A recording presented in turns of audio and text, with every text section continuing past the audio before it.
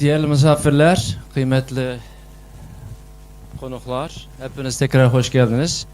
Benim adım Muttalip Kurban. Ben Dünya Uygur Kurultayı İcra Komitesi Başkan Yardımcısıyım. Bugünkü panelimizin moderatörlüğünü yapacağım. Konumuz Doğu Türkistan Cumhuriyet dönemindeki liderler olan hareketleri. Şimdi bu liderlerin tarihsel rollerine bakacağız.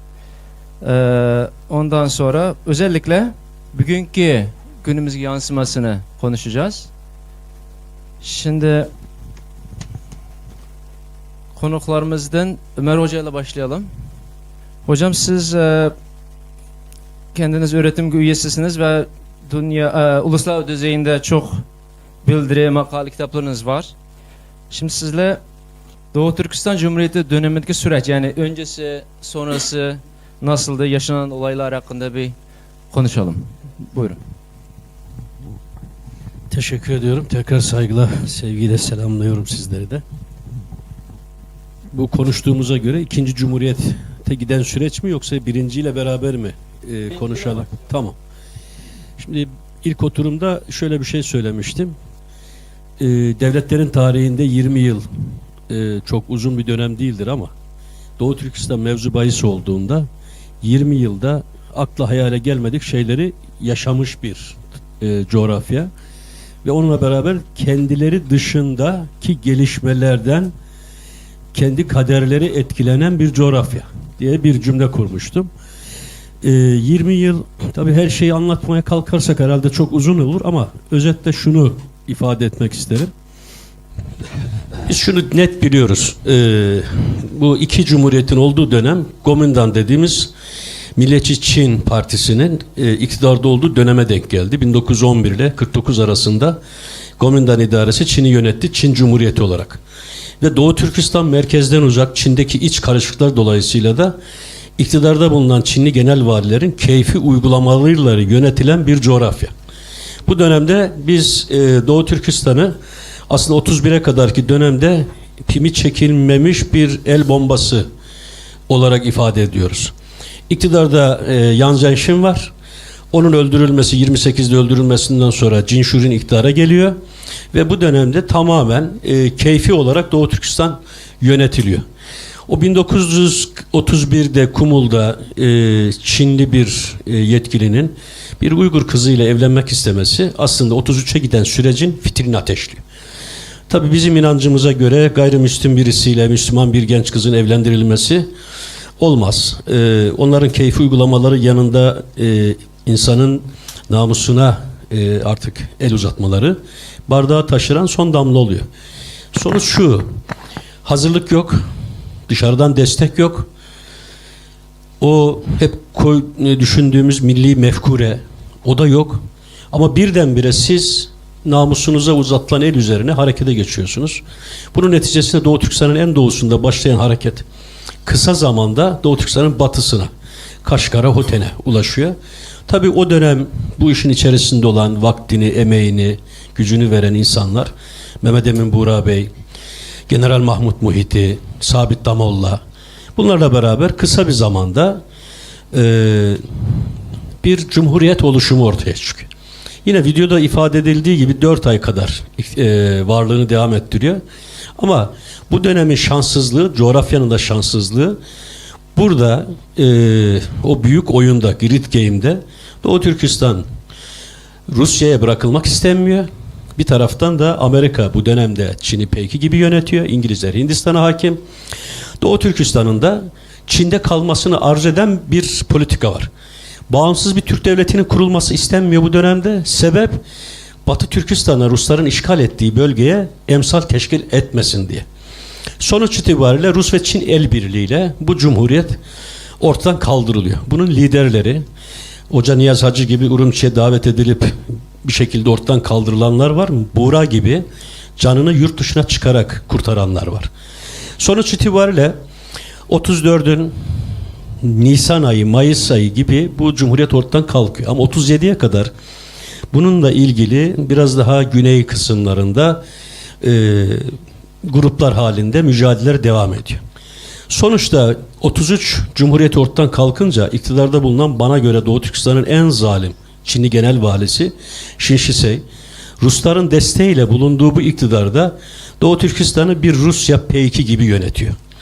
Sonuçta Rusya'nın 1934'te Batı Türkistan'daki uygulamaya koyduğu o büyük temizlik harekatı dediğimiz oluşumun benzerini 37 itibariyle topluma liderlik edebilecek, bilhassa bu göçebe olarak yaşayan Kazakları yerleşik hayata oturtacak, onları kontrol edecek, halkın elindeki silahları toplayacak, halka liderlik edebilecek olan insanları da ortadan kaldırmak üzere bir süreç, bir temizlik harekatına başlıyor. Bana göre 1944'e giden süreç 37'deki bu temizlik harekatıyla başlıyor. 40'a geldiğimizde Altay bölgesinde iki Kazak kardeş var, Esin ve İrisanlar. Onlar halkın elindeki silahların toplanmasına mukavemet göstermek üzere bir karşı duruş hareketi ve bunun içerisinde benim doktora tez konum olan Osman Batur da var. O ikisinin 1940'ta ölmesi üzerine 41'de hareketin lideri Osman Batur oluyor. Ama bu dönemde Altay'daki bu isyan istiklal hareketi değil. Onlar Çinli görevlilerin bölge halkına, onun dini duygularına, işte camiye postalla girmelerine karşı mukavemet gösteriyor. Ama dediğim ya, Doğu Türkistanlıların dışında gelişen olaylar Doğu Türkistanlıların kaderini değiştiriyor. 1942 yılına geldiğimizde Almanlar Sovyetleri mağlup etmeye başlıyor Karpatlar'da. Karpatlar neresi, Doğu Türkistan neresi? Almanlar Sovyetleri mağlup etmeye başlayınca iktidarda Sovyet P2 gibi bulunan Shin Shisei diyor ki benim burada kalmam için bir güce ihtiyacım var. Sovyetler yenilirse bunu koruyabilmem için ben merkezi Çin'e yanaşayım diyor. Merkezi Çin'e yanaşırken o dönem iktidarda bulunan Komündan Partisi Başkanı Chiang Kai-shek'in eşi Sun Mei-ling'i Doğu Türkistan'a davet ediyor. İşte hata yaptığını, bundan sonra merkezin dediklerini, onun istekleri gibi hareket edeceğini söyleyince etrafında bulunan Rus ajanları hemen durumu Moskova'ya haber veriyorlar. Moskova oradaki kazanımlarını kaybetmemek adına bu sefer Osman Batur'la ama Moğolistan üzerinden irtibata geçiyor. O süreç 44'ü tetikliyor. Moğolistan üzerinden niye irtibata geçiyor? 21'de Moğolistan bağımsızlığını kazanmış ama Çin bunu tanımıyor. Şimdi bütün bu olayları bilmezseniz 44'ü, ona giden süreci ve akabinde yaşanılanların ne olduğunu anlayamazsınız.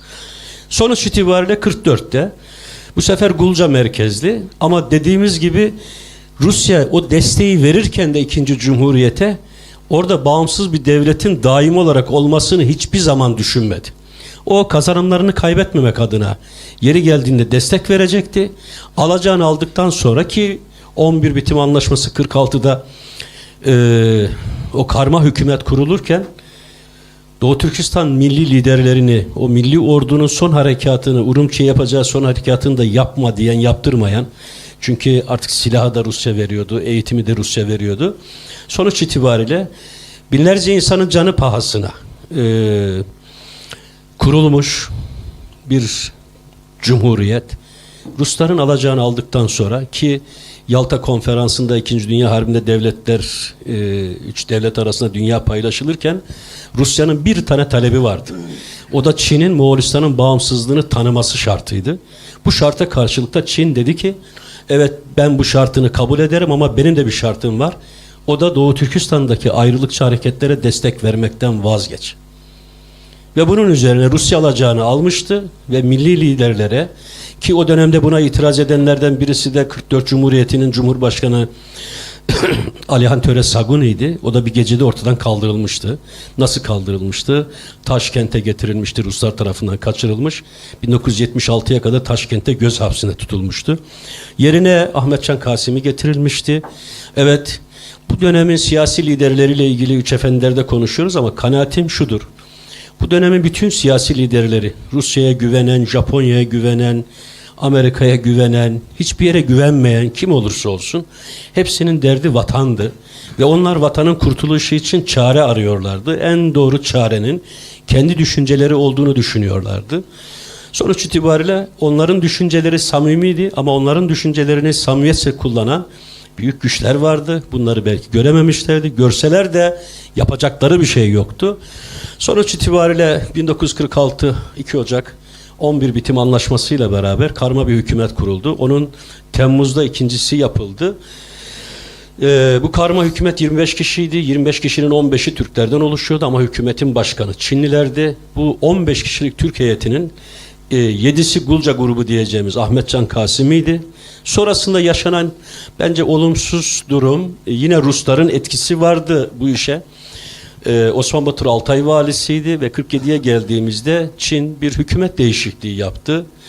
İşte Mesut Bey hükümet başkanı yapınca Gulca grubu buna itiraz etti. Seçimlerin yapılmaması dolayısıyla akama geldiklerine dair ve böylece hükümetten desteğini çekince Doğu Türkistan'da bu sefer bir kaos ortamı oluştu.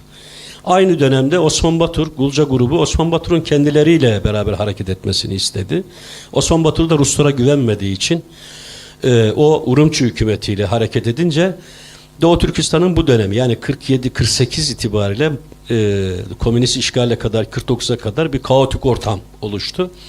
Ve derdi olan işte videoda da vardı o uçak kazası. Şimdi bir Uygur öğrencimi Ahmetcan Kasimi'yi çalıştırıyorum. Onunla ilgili doktora tezi yaptırıyoruz. O belki daha aydınlatıcı bilgiler bu tezle beraber ortaya konulacaktır. Ama sonuç itibariyle öncesi, sırası ve sonrasında Doğu Türkistanlılar hedeflemiş olduklarına maalesef kendileri dışında gelişen olaylar dolayısıyla erken yakalandılar, hazırlıksız yakalandılar, dış destek kısıtlıydı.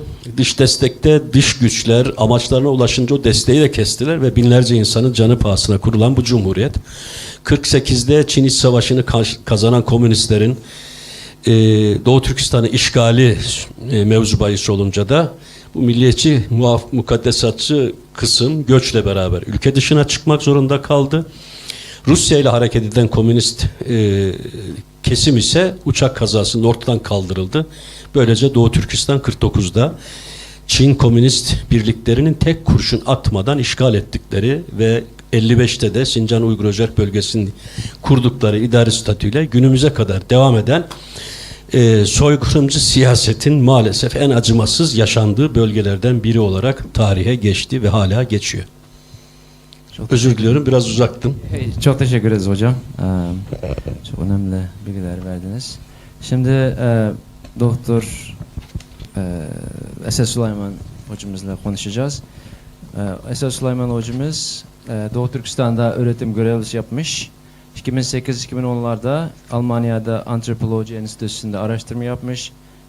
2012 ve 25'e kadar Washington DC'de Özgür Asya Radyosu'nun Uygur bölümünde editör olarak görev yapmış. Hocam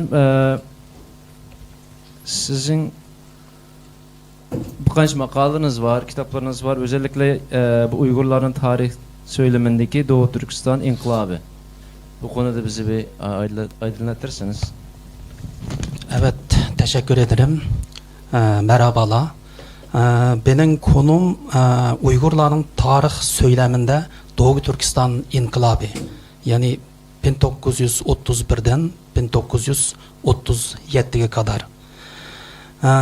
1930'lu yıllardaki Doğu Türkistan inkılabı ve bunun sonucunda kurulan Doğu Türkistan İslam Cumhuriyeti hakkında bugüne kadar çok sayıda araştırma yapılmış olsa da dönemin Türk-Uygur söylemi açısından fazla inceleme yapılmamış. Hatta bu konuya yeterince önem verilmemiştir.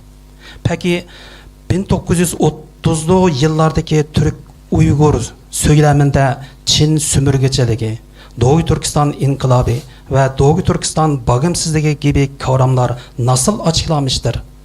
1930. yıllardaki Doğu Türkistan Milli İnkılabı'na katılan inkılap sürecinde önemli olaylara tanıklık eden inkılap liderlerine ve o dönemdeki genel halkının düşüncelerini derinlemesine anlayan seçkin kişiler bu konuda ne demektir?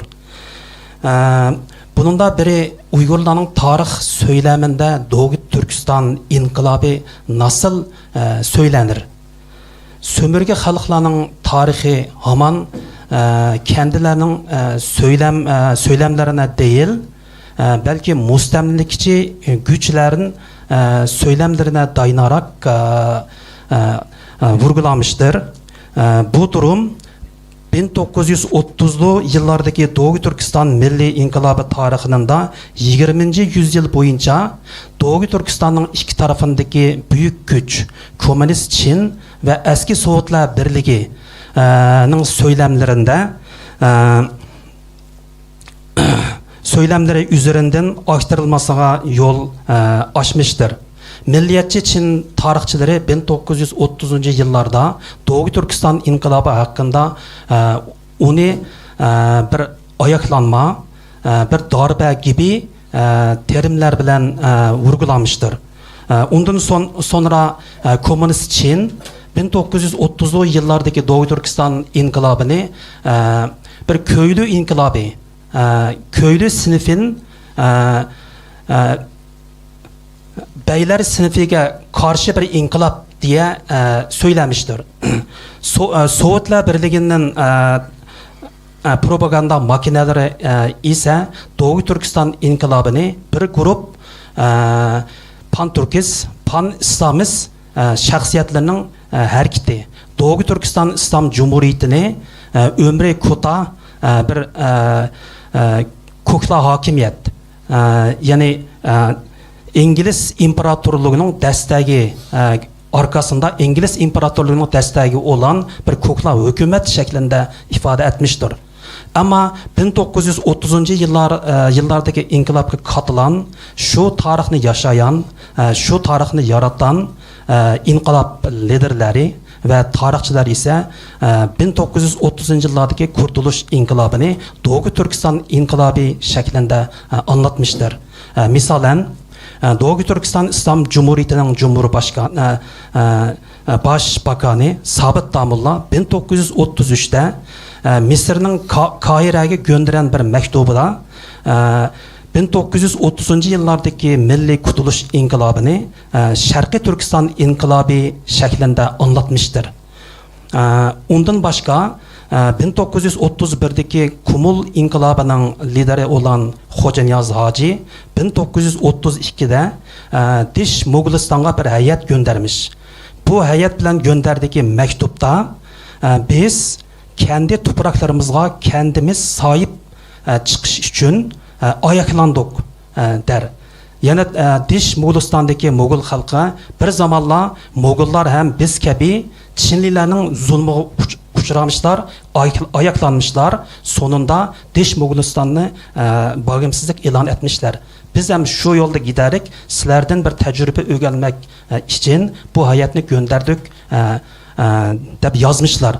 Demek ki bunun aniki Doğu Türkistan İnkılabı Doğu Türkistan'ın bağımsızlığını, bağımsızlık amacı için kozgalmıştır. Bu bir nokta. İkincisi 1930'daki Uygurca kaynaklarda misalen Kaşgar'da neşr edilen İstiklal Mecmuası, Şarkı Türkistan Hayatı, Erkin Türkistan gibi gazetelerde birçok makaleler yayınlamış. Bu makalelarda Şincan diyen bu isimnin Çinliler tarafından verilen bir mustamlike toprakının adı olduğunu bekseter. Bunun öncesinde Muhammed İmin Bugra, General Mahmud Muhiti ve başka birçok inkılap liderleri Doğu Türkistan yani vatan namının hiçbir zaman Uygur halkının Şincan kelimesini kabul etmediğini, yani bu toprakların adının Doğu Türkistan yani Şarkı Türkistan olduğunu söylemiştir birçok kaynaklarda. Ondan başka 1930. yıllardaki Uygurca kaynaklarda diyor ki 1930. yıllardaki Şarkı Türkistan İnkılabı patlak vermekten önceki 60 yıllık tarih bir asaret tarihi, tutkulluk tarihi. Yani Yakup Bey'in kurduğu Kaşgariya devleti yıkılmasından ta ki 1931'deki Kumul İnkılabı kadar süren bu tarih 60 yıllık ya da 58 yıllık tutkulluk devri diye açıklamış bu tarihi. Ondan sonra 1930 yıllardaki Uygurca kaynaklarda, yani Şarkı Türkistan İslam Cumhuriyeti'nin organ mecmuası olan İstiklal'da Doğu Türkistanlılarındır diyen bir slogan var. Bu slogan 19. yüzyılın sonraki yıllarında misalen Latin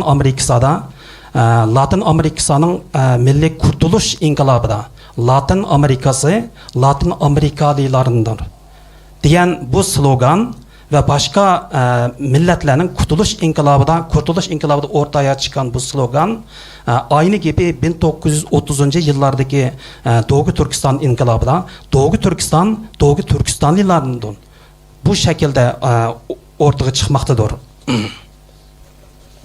Sonuç olarak 1930. yıllardaki Doğu Türkistan'a dair Uygurca kaynaklarda Doğu Türkistan milleti yoki Türklük kimliği hakkında birçok makaleler, yazılar ortaya çıkmaktadır.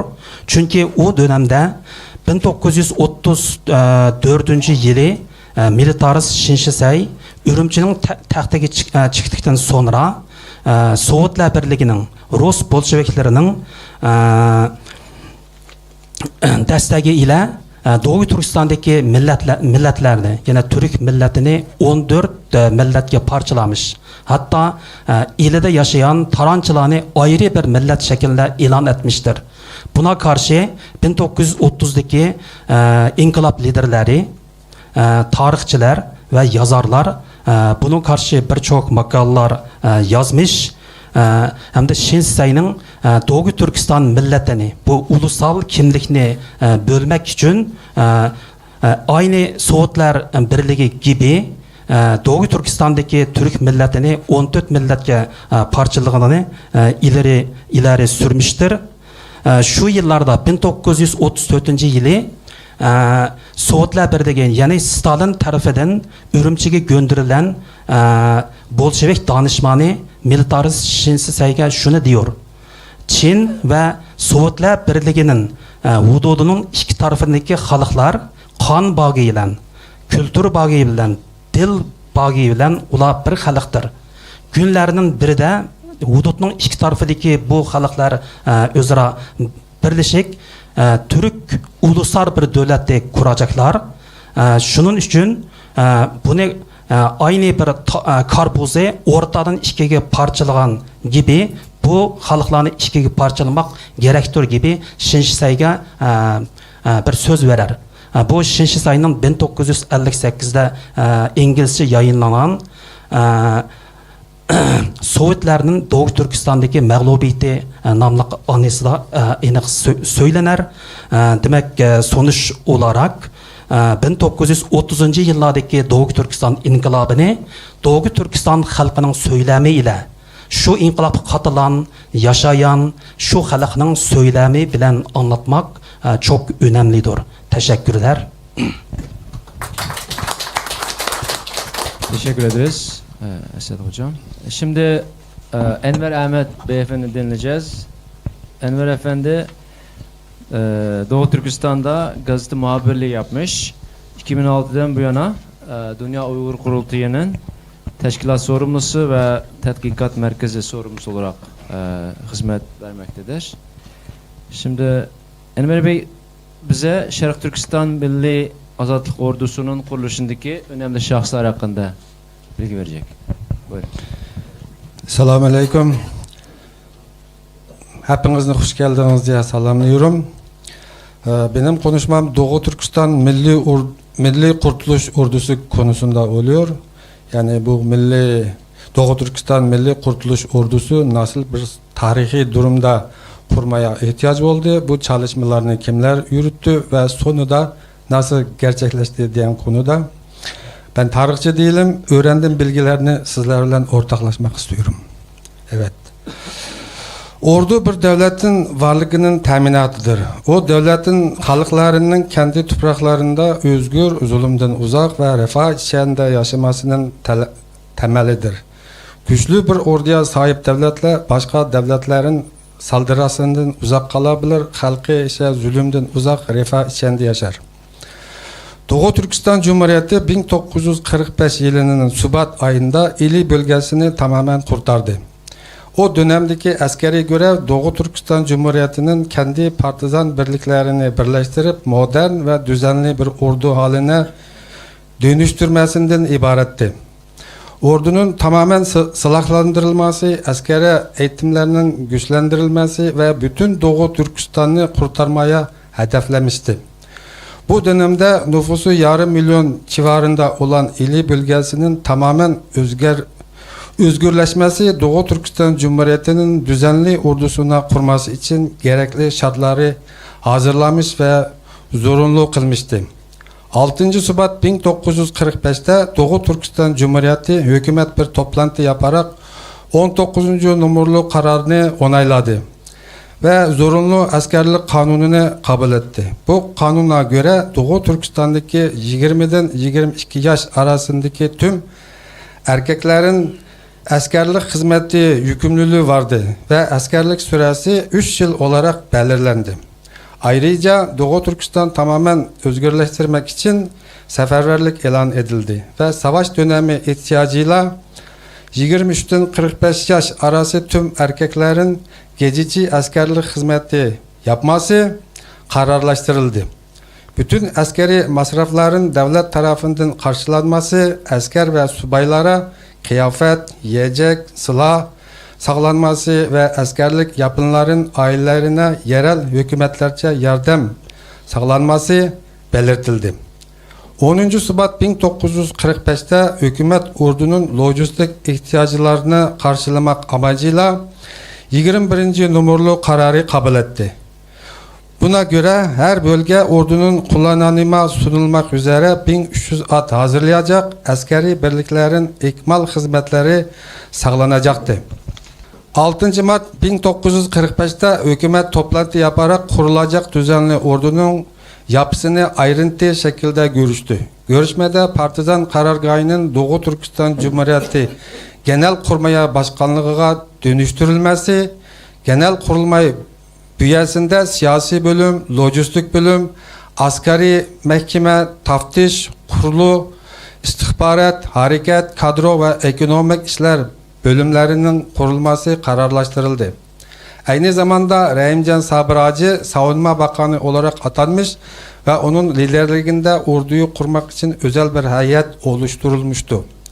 Bu heyet Rahimcan Sabır Hacı'nın başkanlığında Ivan Palinov, Ahmetcan Kasimi, Teyip Hacı Bastov, Zunun Teybub gibi kişilerden oluşturuldu. Onlar kurulacak düzenli ordunun askeri yapılması, disiplini, birlik türleri, hatta üniforma, bayrak ve diğer askeri düzenlemeler üzerinde çalıştılar. Tartışmalar sorunca ordunun kuruluş projesine hazırlanması görevi Ahmetcan Kasimi'ye verildi.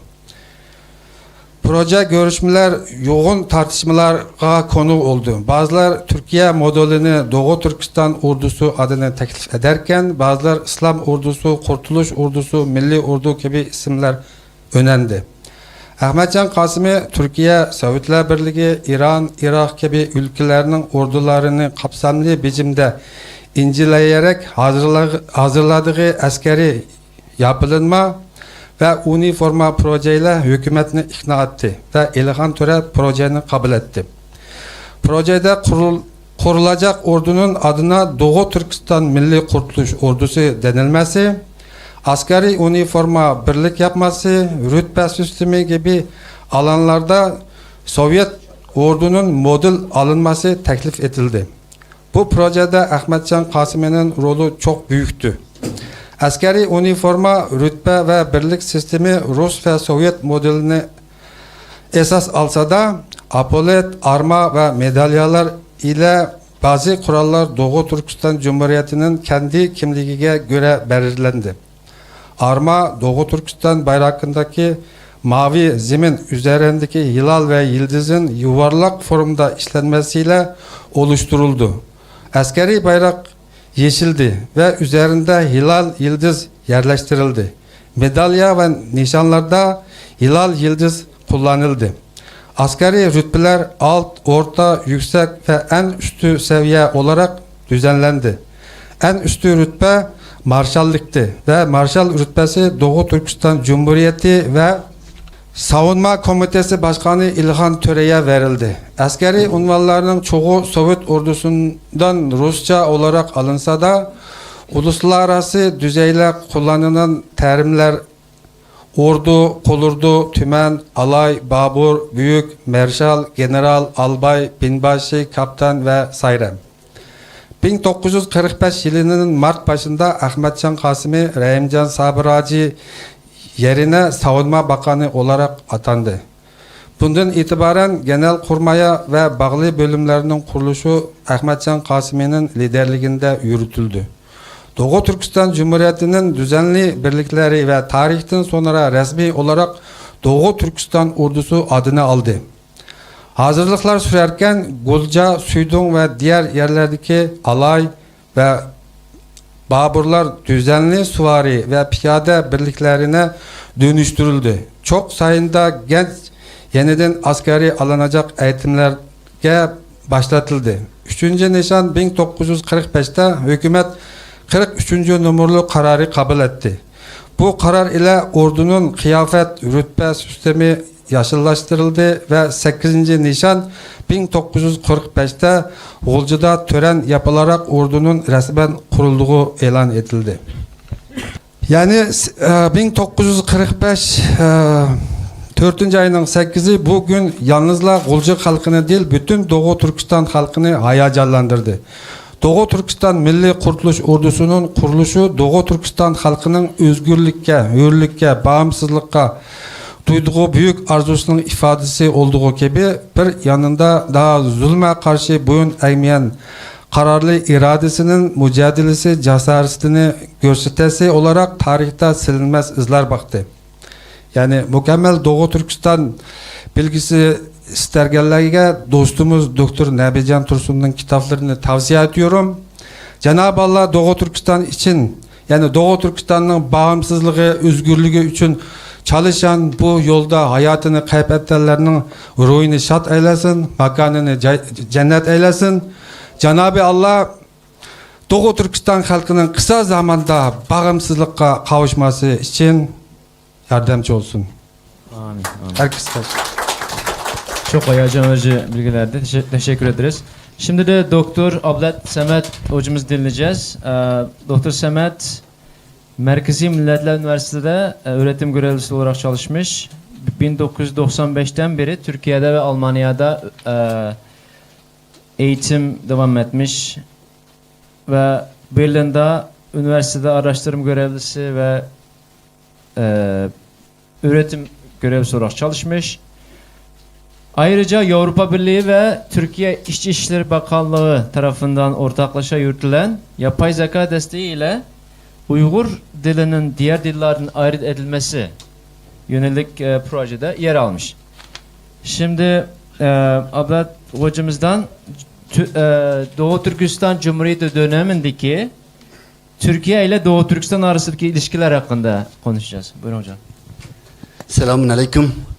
Sayın milletvekilleri, değerli kurum yöneticileri, sevgili hocalarımız ve kıymetli katılımcılar. Sözlerimi bundan 78 sene önce yaşanmış ve bugün düzenlenen anma törenimizle büyük ölçüde benzerlik gösteren tarihi bir hadise ile başlamak istiyorum.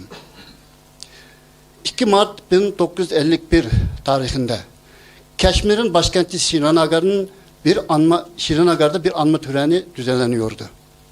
Bu tören Doğu Türkistan mücadelesinin iki önde gelen lideri olan Muhammed Emin Boğra Efendi ve İsa Yusuf Alıp Efendi tarafından organize edilmişti.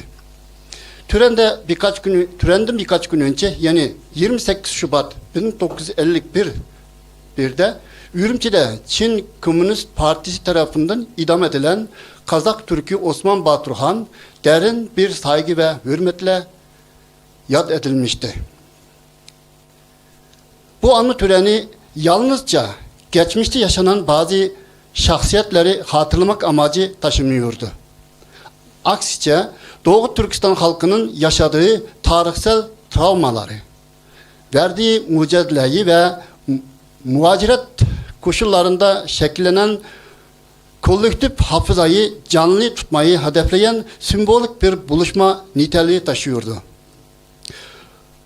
Bu yönüyle söz konusu tören, hafıza ile siyasetin, geçmiş ile bugünün kesiştiği önemli bir tarihsel moment olarak değerlendirebilmelidir.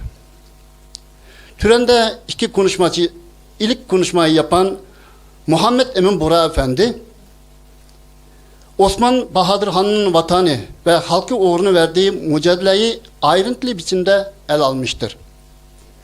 Konuşmasında Osman Bahadır Han'ın yalnızca askeri bir direniş figürü değil, aynı zamanda halkını temsil eden bir simbol olduğu vurgulanmıştır. Bora Efendi konuşmasının sonunda anma töreninin anlamını 3 temel noktada özetlemiştir. Birincisi, özgürlük uğruna hayatını feda eden kişileri anmanın tarihsel bir vefa burcu olduğu. İkincisi, Doğu Türkistan'da süregelen Çin baskısını dünya kamuoyuna duyurmanın bu tür törenler aracılığıyla mümkün olabileceği. Üçüncüsü, geçmişte yaşanan deneyimlerden ders çıkararak halkın birlik ve beraberliğini güçlendirmenin tarihsel bir sorumluluk teşkil etmesidir. Bu yaklaşım, anmanın yalnızca geçmişe dönük bir faaliyet değil, aynı zamanda geleceğe yönelik bir bilinç inşası olduğunu açıkça ortaya koymaktadır. İkinci konuşmacı olan İsa Yusuf Alıptekin Efendimiz ise 1948 yılında Ürümçi'de Osman Batur ile gerçekleştirdiği görüşmelere değinerek sözlerine başlamıştır. Ardından Ürümçi Radyosu'nun yayınladığı haberlere dayanarak, yani kaynak göstererek yalnızca onlar vataninden ayrılan son 1,5 sene içinde 13.598 kişinin tutuklandığı, bunların içinde yaklaşık 8.900 kişinin Çin hükümeti tarafından katil edilmesi ifade edilmiştir. Ve bu kişilerin içinde Mesut Sabri Baykuzu'nun da olduğu söylenmiştir. Bu veriler dönemin siyasal baskı ortamının boyutlarının göstermesi bakımından bu veriler dönemin siyasi baskı ortamının boyutlarını göstermesi bakımından son derece önemlidir. Alıptekin Efendi konuşmasının sonunda Türkiye, Mısır ve Suudi Arabistan gibi ülkelerde yaşayan Türkistanlılara çağrıda bulunarak diasporada benzer anma faaliyetlerini düzenlenmesini ve vatandaki gelişmeleri unutmamasını istemiştir. Bu noktada kısa bir kişisel hatıramı paylaşmak istiyorum. Özür diliyorum, ben bu konuşmalarımı sadece o zamandan kalmış avrak belgelerine dayanarak, arşiv belgelerine dayanarak düzenledim. O yüzden aslında daha uzun süre konuşulabilecek bir konu. Ben kısaltmaya çalışıyorum. Eğer sizlerin bazı bakışlarınız farklı olursa toplantıdan sonra her zaman tabii konuşmaya açığım. Ve benim elde ettiğim bu malzemeleri sizlerin de kullanımınıza sunabilirim tabii. 1994 yılında Türkiye'de öğrenci olarak bulunduğum günlerden biriydi. 29 Ağustos'ta sabık başkanımız ve değerli arkadaşım Dolkun İsa bir grup gençle birlikte bizi rahmetli İsa Yusuf Alıptekin Efendi'ni ziyaret etmeye götürdü. Yani yeni gelen biri olduğumu öğrenen İsa Yusuf Alıptekin Efendi benimle yakından ilgilenmiş ve sorularımı büyük bir içtenlik ve nezaketle cevaplamıştı.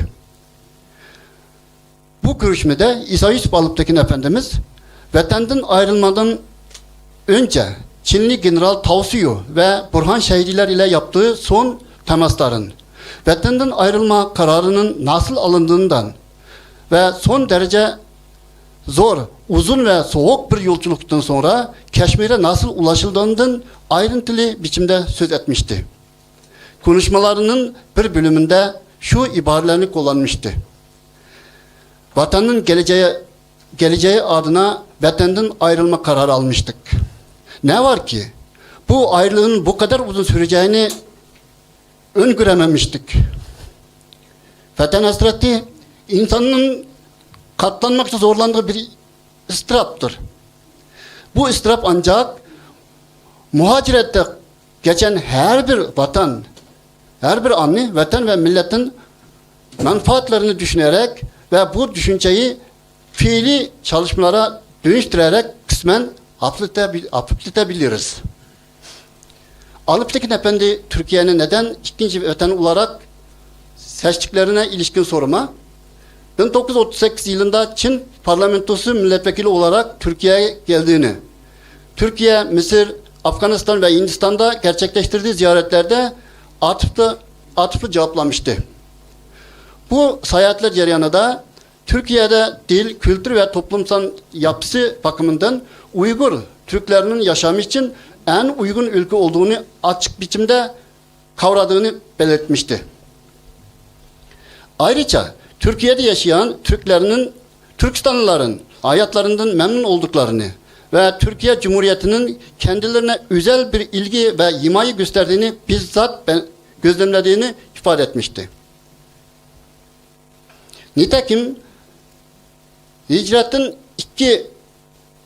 ilk günlerinden itibaren kafiledeki herkesin Türkiye'yi doğal ve bilinçli bir tercih olarak efendinin tercih olarak konuşuyorlardı. Muhammed Emin Bora ve İsa Yusuf Alptekin'le birlikte birçok defa Türkiye hükümetine müracaat etmiştik. Sonunda 1951 yılında müracaatımız kabul edildi ve 1570'ten fazla Uygur Türk'ü Türkiye'ye kabul edildi. Onların içinde Türkiye'de, Mısır'da ve Suudi Arabistan'da yaşayan kardeşlerimiz vardı. Bu büyüklerimiz konusunda herkes burada öyle ayrıntılı hatırlara sahiptir. Ben zaman az olduğu için sadece sözümü burada keserek önemli bir konu üzerinde, yani bugün konuşulmamış bir konu üzerinde durmak istiyorum. Bu zaten benim konuşmamın teması da budur zaten. Türkiye Doğu Türkistan, yani Türkiye Doğu Türkistan birinci Cumhuriyeti'ni desteklemiş miydi? Aramızda tarihçiler var. Bu konuda çok araştırma yapan arkadaşlar var. Ama benim sunumun özelliği, ben bunu şimdiye kadar yayınlanmamış ve bulunmamış birçok avraklardan, arşivlerden arayarak, derleyerek sizlerin dikkatini sunmak istedim. Tabii ben burada milletvekillerimizi, bizi kalıttın ve bizim gibi seven kardeşlerimizi, Türkiye'den gelen misafirlerimizi gördüğümde, yani yöneticilerimizi gördüğünde bu böyle konuşmam aslında haklı olmayabilir. Ama tabii tarihtir. Biz yine 70 sene geçtikten sonra bizim izimizden gelen gençlerin başkalarında bizim hayatımız konusunda eğer değer kazanabilirsek, üç efendime gibi bizim üzerimizde konuşabilirler. Anma törenleri düzenleyebilirler. Eğer öyle olmazsa da ne yapılacak? Tabii Türkiye'nin birinci Cumhuriyeti destekleyip desteklemediği konusu özel ve çok konuşulmuş ama şimdiye kadar tam cevabını bulamamış bir konudur. 1932 yılından itibaren Türkiye dil ve eğitim alanlarında yeni reformlara olmuştu. Türkiye'ye davet edilen dönemin birçok alimlerinin yanı sıra hiç tereddüt etmeden Türkiye'ye giden çok sayıda öğrenci de olmuştu. Örneğin Berlin'den gelen Zeki Velidi Tuğan, Yusuf Akçura, Reşit Rahmati Arat, Yakup Kadri ve Ahmet Demir bu gençlerden sadece birkaçısıdır. Bunların sonraki dönemlerde Türkiye'nin dil ve kültür araştırmalarında ne kadar önemli yer tuttuğunu hepimiz biliyoruz. 12 Kasım 1933'te Kaşgar'da Doğu Türkistan İslam Cumhuriyeti kurulurken aynı sıralarda Doktor Muciddin ve Muhammed Ali Tevfik başta olmak üzere 12 Doğu Türkistanlı genç vatanı dönmüş ve maarif ve kültürel alanlarda görev yapmıştı. Türk kardeşlerimizden Doktor Mustafa Ali Kentle Bey ve Osman Nedim Bey de Kaşgar'a gelmişti. Zaten Reis Sabit Damullah Türkiye makamlarına bizzat mektup yazarak eleman gönderilmesini talep etmişti. Peki bu gençler Türkiye tarafından mı gönderilmişti? Bugüne kadar yapılan çalışmalar büyük çoğunluğu onların Türkiye tarafından gönderildiğini yazmaktadır. Ancak Sovyetler Birliği hükümetleri tarafından yöneltilen aynı soruya o dönemin Dışişleri Bakanı şu şekilde cevap vermiştir. Hayır, onları biz göndermedik. Kendileri gitmişlerdir. O dönemlerde 1. Cumhuriyet'in kurucularından Türkiye'den yalnızca eğitim alanında değil, aynı zamanda kapsamlı ve güçlü bir askeri destekte alabileceklerine inandıkları yönündeki haberlerde yaygın biçimde dolaşmaktaydı.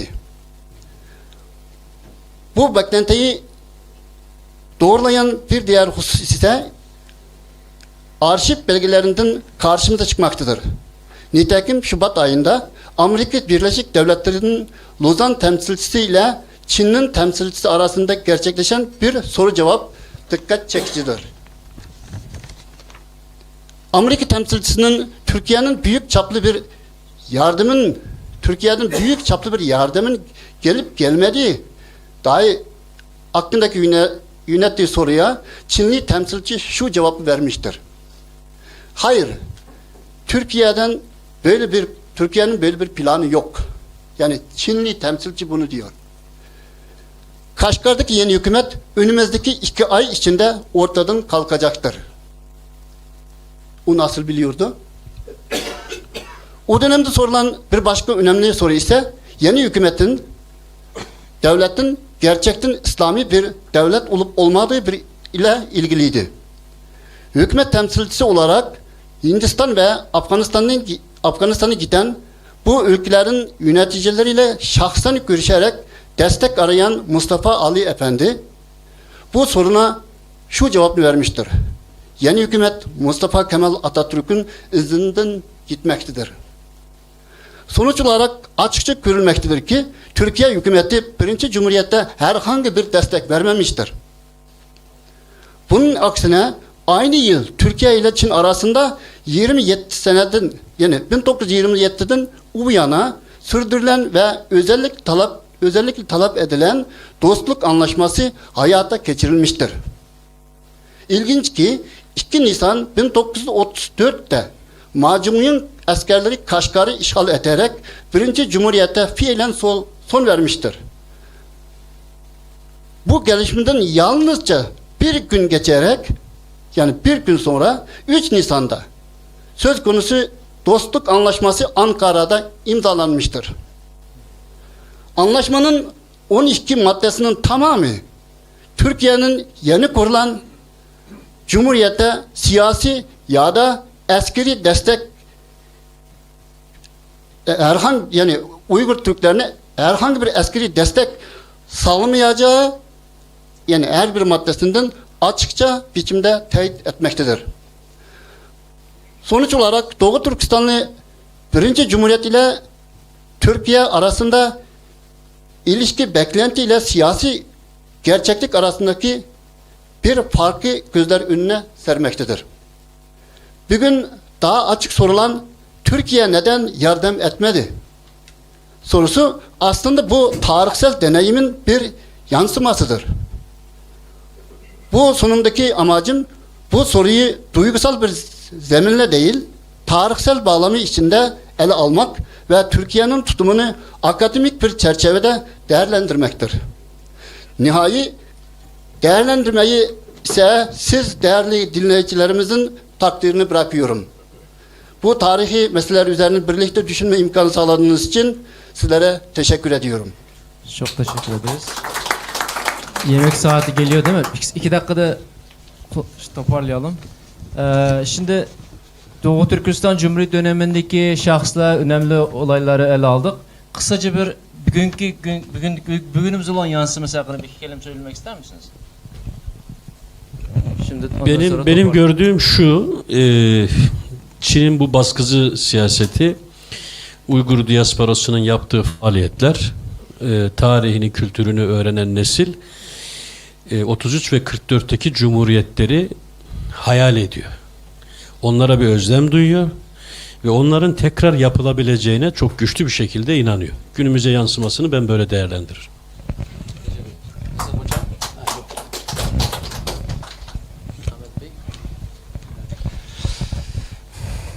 1945'te bizdeki büyüklerimiz ordunu kurmuş, ikinci cumhuriyetimizni kavuşturmuş, dünyaya tanışmış. Biz avlatları olmuş Doğu Türklerinin şimdiki çalışmamız kısa zamanda bizde tekrar bağımsızlığımıza kavuşmak için uğraşıyoruz, çalışıyoruz. Hayatımız bu yolunda geçiyor. Teşekkür ederim. hocam.